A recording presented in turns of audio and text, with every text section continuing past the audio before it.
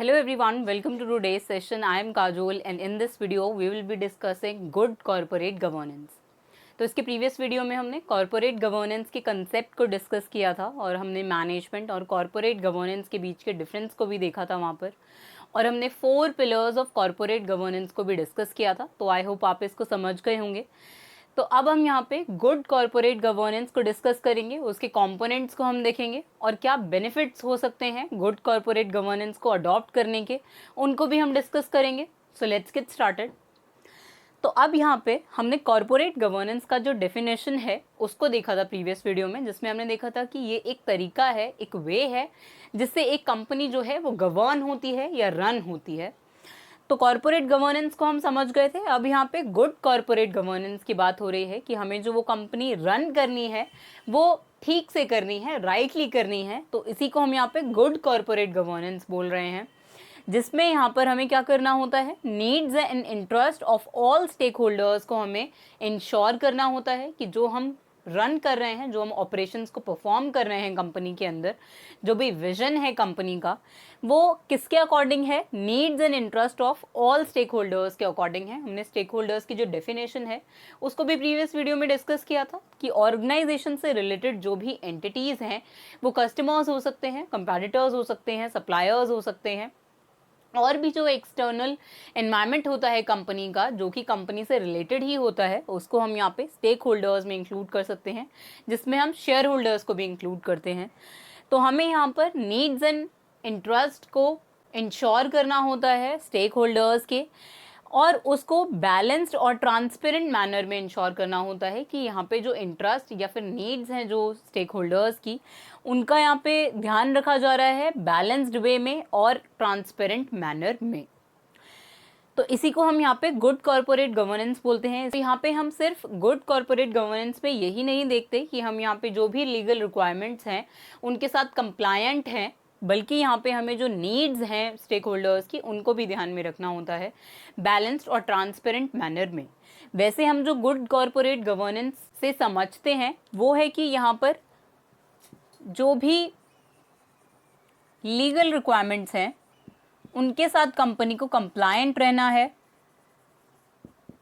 मतलब उनको ओबे करना है, जो भी लीगल रिक्वायरमेंट्स होगी उनको फुलफिल करना है। तो सिर्फ इतना ही नहीं है यहाँ पर गुड कॉरपोरेट गवर्नेंस का मतलब, यहाँ पे हमें ध्यान देना होता है, इंश्योर करना होता है स्टेक होल्डर्स के इंटरेस्ट को, उनकी नीड फुलफिलमेंट को, जो भी उनके बेस्ट इंटरेस्ट में पॉलिसीज़ हैं उनको इम्प्लीमेंट करने में ट्रांसपेरेंट और बैलेंस्ड मैनर में। तो अब यहाँ पे जो कॉरपोरेट गवर्नेंस है वो यहाँ पर सिर्फ बोर्ड ऑफ डायरेक्टर्स तक ही लिमिटेड नहीं होता। तो गुड कॉरपोरेट गवर्नेंस जो है वो एक्चुअली ऑर्गेनाइजेशन के कल्चर में ही होना चाहिए। तो यहाँ पे जो गुड कॉरपोरेट गवर्नेंस है उसको यहाँ पे सभी को फॉलो करना पड़ेगा, चाहे वो टॉप मैनेजमेंट हो या फिर लोअर लेवल मैनेजमेंट हो।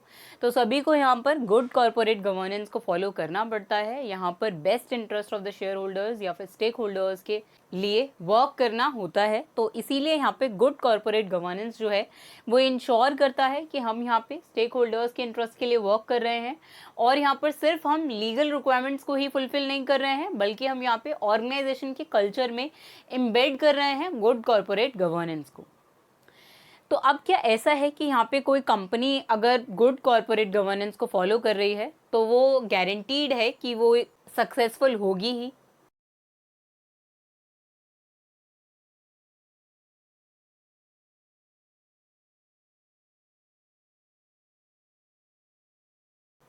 तो ऐसा यहाँ पर नहीं होता कि अगर कोई कंपनी जो है वो गुड कॉरपोरेट गवर्नेंस को फॉलो कर रही है तो ये गारंटीड है कि वो कंपनी जो है वो सक्सेसफुल ही होगी। अब इसका रीज़न क्या है? तो अब यहाँ पे ऐसा ज़रूरी नहीं है कि जो कंपनीज जो हैं वो गुड कॉरपोरेट गवर्नेंस को फॉलो करती हैं तो वो सक्सेसफुल ही होंगी। ऐसा भी हो सकता है कि वो कंपनीज जो हैं वो गुड कॉरपोरेट गवर्नेंस तो रखती हैं, लेकिन वो उनका जो बिज़नेस है वो फिर भी फेल होता है, सक्सेसफुल नहीं होता।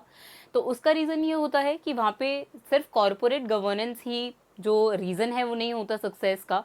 ऐसे न्यूमरस सिचुएशनल फैक्टर्स हो सकते हैं जो रीज़न बन सकते हैं कंपनी के सक्सेस या फिर उसके फेलियर के लिए। तो यहाँ पे गुड कॉरपोरेट गवर्नेंस जो है वो गारंटी नहीं करता कॉरपोरेट की सक्सेस को, क्योंकि यहाँ पर सिचुएशनल फैक्टर्स भी होते हैं, कुछ बिजनेस की स्ट्रैटेजी भी होती हैं जो यहाँ पर कंपनी के फेवर या फिर अगेंस्ट में वर्क कर सकती हैं और वो इवेंचुअली कंपनी के सक्सेस या फिर उसके फेलियर का रीज़न बनती हैं।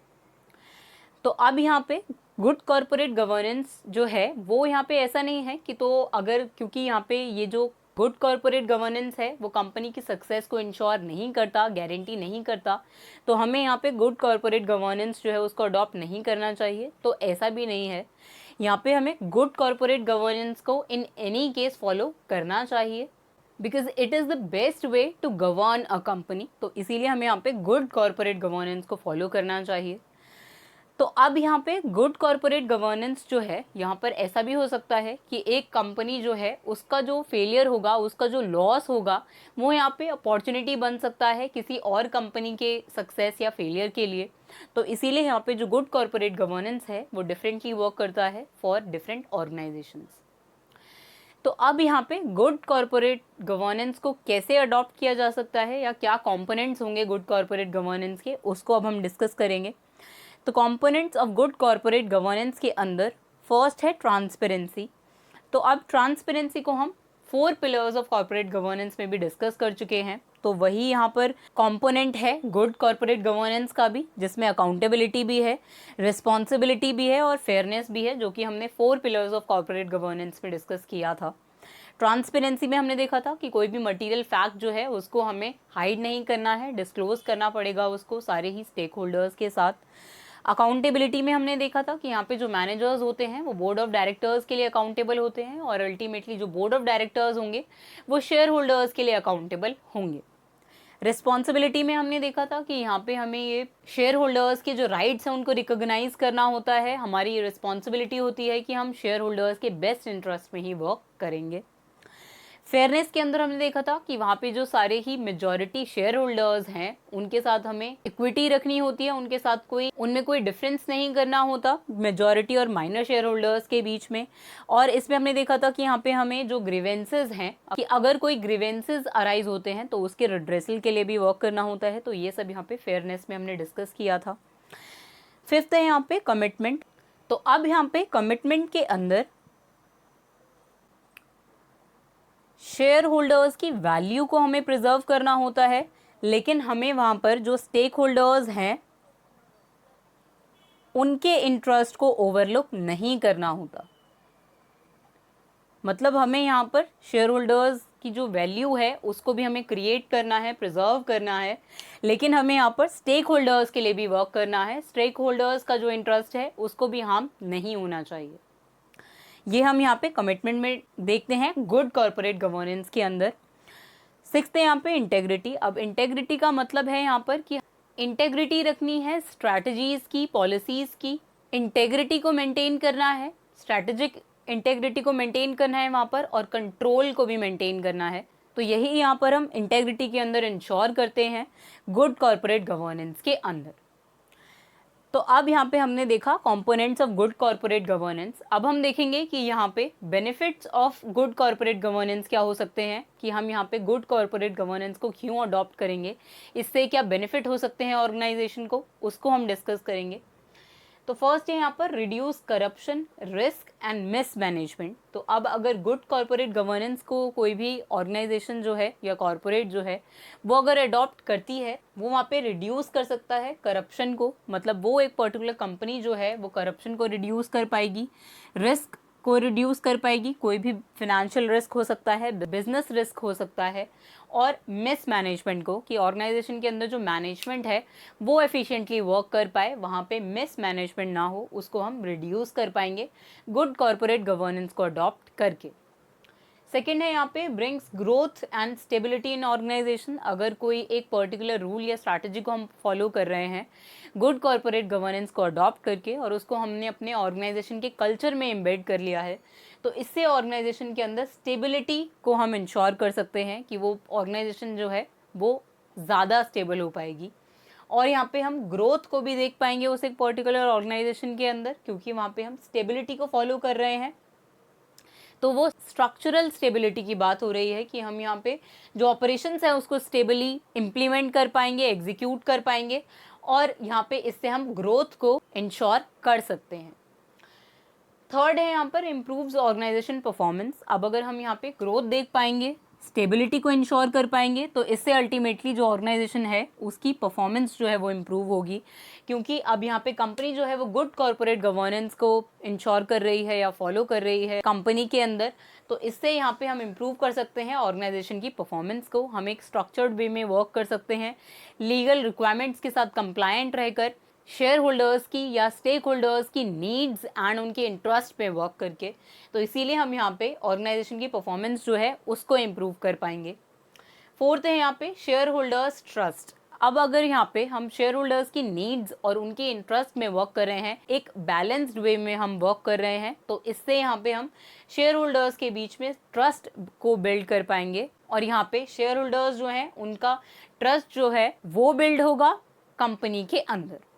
तो यही यहाँ पर बेनिफिट्स होते हैं गुड कॉर्पोरेट गवर्नेंस को अडॉप्ट करने के। तो यही था यहाँ पर गुड कॉर्पोरेट गवर्नेंस के अंदर, जिसमें हमने इसके मीनिंग को देखा कि हमें यहाँ पर सिर्फ लीगल रिक्वायरमेंट्स को ही कंप्लाइंट नहीं करना होता, बल्कि यहाँ पे हमें needs and interest of stakeholders को भी ध्यान में देना होता है।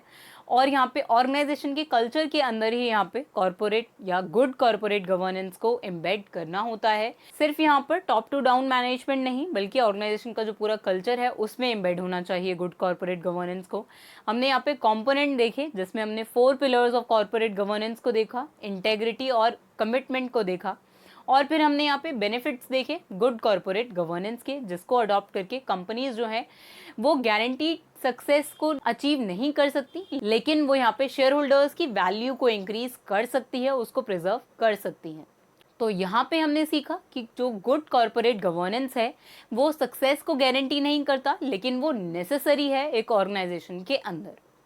तो आई होप आप यहाँ पे गुड कॉर्पोरेट गवर्नेंस को समझ गए होंगे। तो अब इसके नेक्स्ट वीडियो में हम थ्योरीज ऑफ कॉर्पोरेट गवर्नेंस को डिस्कस करेंगे। So see you in the next video.